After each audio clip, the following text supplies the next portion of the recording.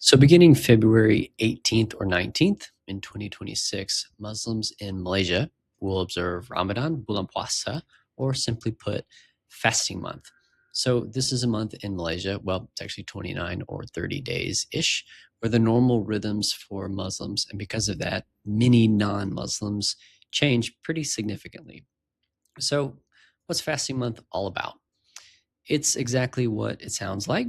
From sunrise, or actually dawn, to sunset, Muslims don't eat or drink, and for many, they don't smoke as well. There are some exceptions and exemptions, like for children, for people who work certain jobs outside, for women's health. But I'm not a Muslim and I'm not an expert in these things. So if you're curious about those, please ask someone who knows more than me about that. I'd like to share a short overview on the daily rhythms of Bulan Puasa and then give a few simple do's and don'ts for non-Muslim expats who are living in Malaysia. That is, if you want to be as polite and accommodating as possible. So let's start at the beginning of the day. Muslims who are observing the fast will rise before sunset around the time of subuh, or the morning prayer time. This is between 5:45 and 6:10 right now in Malaysia, and that spans the period, the prayer time spans the period between dawn and sunrise. So that's when you do the prayer. All eating and drinking needs to be concluded before this dawn period. Those preparing the morning meal may wake up very early to perform their duties, while others may rise just in time to eat and drink a little bit or decide to sleep in. So if you're a teenager in the house, get up early, help your mom. Come on. For most of Malaysia, the morning proceeds as normal, with the exception of not having a lunch break and not drinking, until the afternoon. And in the afternoon, the effects of fasting become a little more pronounced. So energy and focus naturally wane. Many may leave work a little earlier if they're allowed to begin preparing for the breaking of the fast meal known as iftar.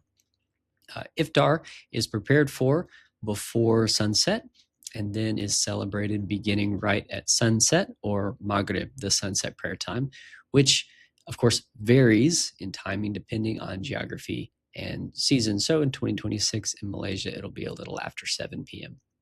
Many Muslims will get all or some of their iftar food at the evening markets known as Bazaar Ramadan. These pop up all over Malaysia. All are welcome at these markets. They're in no way religious or segregated. It's something that all Malaysians enjoy.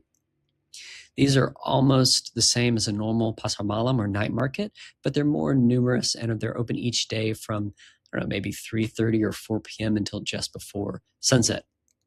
So whether the breaking of the fast is happening in a public space, at a restaurant, or at home, food will be set out well before sunset, maybe 30 minutes before sunset, and many Muslims will break the fast with extended family and friends once they hear the call to prayer from a nearby mosque or they get a notification on their phone. It's customary to begin the meal with a bite of fruit and a drink of water, especially a bite of a date. This is a symbol of solidarity with the poor who may have only simple foods instead of grand spreads to break the fast with. Promptly after eating, many will go to perform evening prayers, with the appropriate timing being sometime between sunset and dark. Some will perform the Maghrib prayers before breaking fast as well. So they'll pray first and then eat after.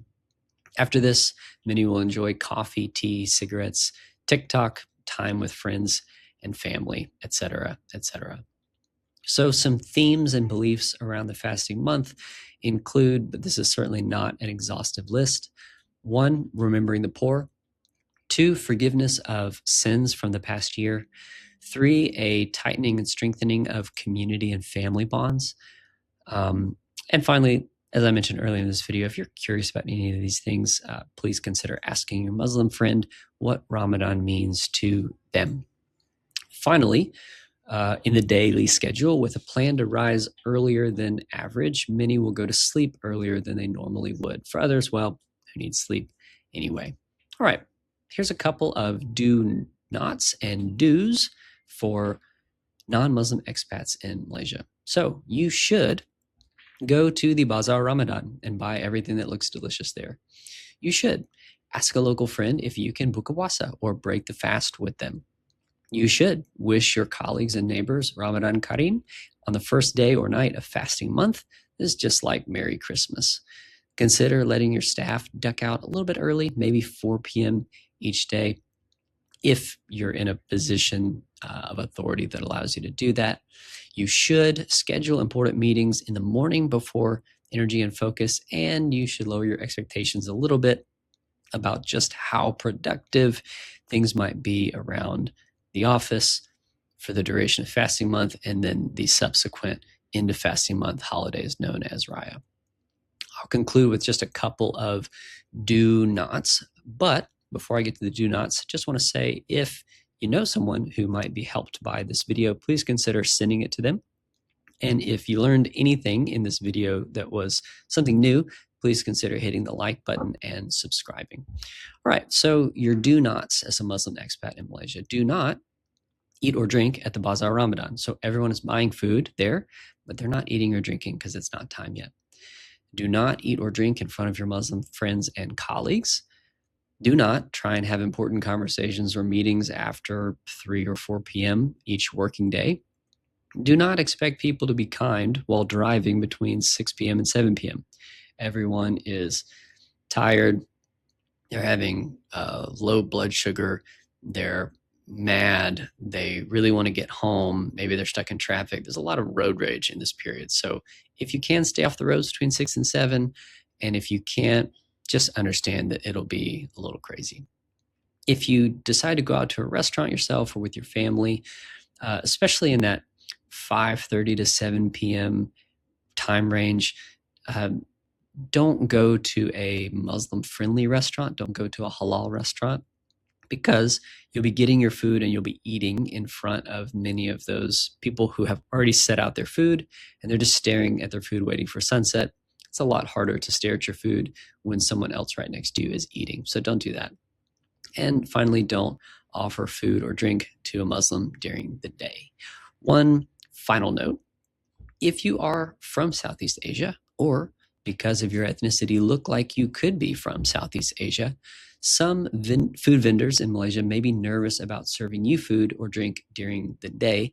This is warranted because they can be fined for serving Muslims during the fasting month in Malaysia. So public eating for Muslims is not allowed legally. So to my Indonesian, Thai, Filipino, etc. friends, if you want to eat or drink during the day, bring your ID so that the restaurants won't feel scared to serve you food and drink. And if you made it this far and you are a Muslim, Ramadan Kareem. Thank you and have a wonderful day.